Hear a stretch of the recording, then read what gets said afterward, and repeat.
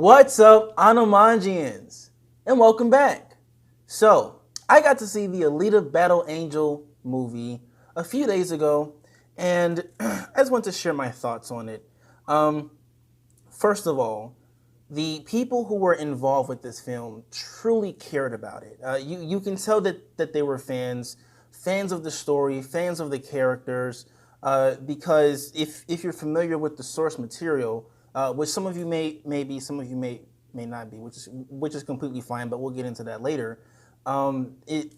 You can see that even though there were some slight narrative changes, they stuck very close to what this story was all about. And I feel like if you're a fan, you're really going to appreciate that. Alita Battle Angel, for those of you who don't know, is based on the manga. It's set in a post-apocalyptic world with an amnesiac cyborg named Alita, who's fallen from a floating city into a trash heap, and she's found by Dr. Ito, who takes her in, rebuilds her, and cares for her. And the series just follows her and her journey to try to find out who she was, get her memories back, and take down this necessary evil. And that pretty much sums it up. Not necessarily a complex storyline or narrative, even though it does touch on certain important themes like self-identity, family, loyalty, that kind of thing. Overall, it's a good read. Now, I'm not going to lie to you. I didn't read the entire series. I read like maybe the first volume and a half. And trust me, I was a huge fan of it. I just haven't had a chance to get back and read the rest. But interestingly enough, that's pretty much all you needed to read to really get some serious enjoyment out of this film. Again, you don't need to be familiar with the source material to get something from this movie, but it does help that you know kind of what's going on, that you're familiar with the story because of some pacing issues and whatever. This film was made for the fans, by the fans. It's all over it. If you are familiar, you're not going to be disappointed. And if you're not, we'll go ahead and explain more. I kind of want to talk about the CGI because that's what everyone's talking about, and the world building. Alita Battle Angel has some of the best CG that you're going to see this year or the past couple of years. While it's not as top tier as maybe Avatar or possibly some Marvel films, it's definitely up there. The people behind the scenes here, they've created a character in Alita that feels real, even though her look is really jarring. Her eyes are super big. And sometimes she doesn't really blend in with the rest of the world or with other people, as well as other moments. But eventually you get used to the way that she looks, and you start to really focus on her as a character, which I think is a huge accomplishment. Overall, the rest of the world is very, very detailed. It's very, very real and lived. Even though there are some moments where some of our characters, you can kind of tell that they're in front of a green screen. Those moments are few and far between. Even some of the other androids that are in this film, you can tell that like their face has been put onto this robotic body, but somehow it still blends in well. So I think that's really, really cool. I thought that it worked. I thought that it made everything just a little bit more interesting, and it definitely kept your attention. Alita's a very beautiful film. Besides those few flaws, I think if you're going just for the CGI aspect and just to see how they made all of this come to life, you're really going to enjoy yourself here. The film also has some really creative fight scenes, which I had kind of a love-hate relationship with. So there are some moments where Alita is, you have like the soundtrack is drumming up, and she's getting ready to fight, and she's getting ready to take all these people down. And while those scenes are really cool, I do feel like some of the people that she was fighting were kind of dumbed down or watered down just to kind of give her the edge a bit. And I feel like that probably took away from it because these are these people in this film, they know how to fight. They have weapons or body modifications that will help them get a little bit of an edge in the battle, but you don't really see them use that much, except for maybe one character. A lot of them are just kind of flailing around weapons or something, just kind of aimlessly, and it doesn't really seem like they're much of a threat. So it just kind of takes away some of that edge that you may have had while watching Alita, fight. You just kind of get the feeling that she's never really in any danger, and that causes, it just kind of waters down the overall momentum, so to speak. Now, that's not to say that the fight scenes weren't pretty cool. They were creative, and they definitely kept you engaged and interested, but I just feel like they could have pushed it just a little bit further. I mean, you would think with the budget of this film and the people involved, we see something just a little bit more exciting.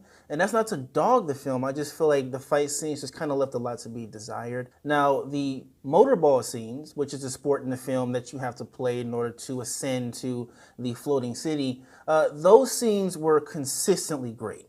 That's definitely a standout of the film to me. I felt like those scenes were consistently compelling. They were entertaining. They were fun.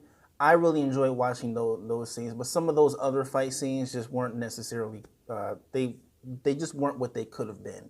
Now, I will say that the film does stumble when it comes to story, and that's because while I felt Alita struggle to find out who she really was and kind of get her memories back and everything, and her relationship with Dr. Ito worked, I felt like it didn't have quite the emotional punch that I feel like it was going for. There's also this faceless evil guy in the background who's pulling all of these strings, and he never really shows up or really does anything like worth note. He just kind of talks a lot and gives people missions to go on and all that. So you know that he's bad, and you know that he wants Alita gone, but you don't really know why. They don't really give you any kind of backstory on him, or the little bit that you do get doesn't really seem to make much sense. And I think that's the rest of the story too.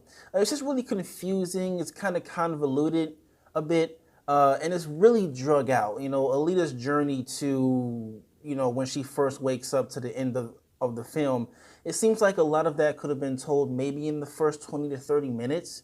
And there were certain things that they sped past, which they could have spent more time with, to get to other things that didn't really progress the story at all. It's kind of all just setup. It's just a lot of setup. And I feel like that hurts the film more than anything else. Is the fact that it's hard to follow the story, especially for newcomers who don't know who Alita is, what a manga is, what anime is. When you go in there and their story is just kind of disjointed and all over the place, except for like the bare bones premise, which is, she lost her memory, she's coming back, trying to remember who she was, and there's this evil guy in the sky that no one likes. It doesn't really give someone who's not familiar a reason to want to sit there for 2.5 hours just to see the pretty CGI and the fight scenes. So, which leads me to my next point. If you are not familiar with this, it's kind of in the air about whether or not you'll like this or not. It seems like there are some people out there who might be able to turn their brains off and just look at it and just take it for what it is. But if you're really trying to get like a really good story, some good emotional beats, there's also a romantic story in here that I don't necessarily think works, and I don't think it's going to work for a lot of other people unless maybe you're 12. Then you're not going to get much out of this. If you're not like a CGI diehard, or someone who just likes looking at all the backgrounds and doesn't really care about what's going on in front of them, there's not really much for you here. Now, I'm not saying that to say don't go see it, because of course you want to make your own opinion, but me personally, I feel like if you're not familiar with it and these are things that you can't look past, then this movie's not for you. But overall, what did I think? I thought that Alita Battle Angel was very faithful to the source material. I think that it's very entertaining, and honestly, I think you should take it for what it is. It's a popcorn flick with a lot of action, a very simplistic, even confusing at times story, and a very interesting central character. The people behind this film cared about it a lot. They're definitely fans, and I hope that the movie really does get the sequel that it's so obviously looking for. But I mean, overall, I really enjoyed it. I think that you will enjoy it too. Give it a shot. There's really no reason why not to. If you don't like it, maybe you can come back here and let me know why. And if you have seen it, what did you think? Are you a fan of the Alita Battle Angel series, or did you just kind of go into it as a newcomer? And if you did, what was your thoughts? Were you confused, or did you come back wanting more? Let me know in the comment section below. And if you have not done so already, go ahead and click that subscribe button so that you can get more content like this, which contains movie news, reviews, and reactions from your boy Derek right here at Animanji. Do not forget to click that like button, and don't forget to click that bell notification so that you will be notified when I post again. But that's all I have for now. Until next time, stay dope.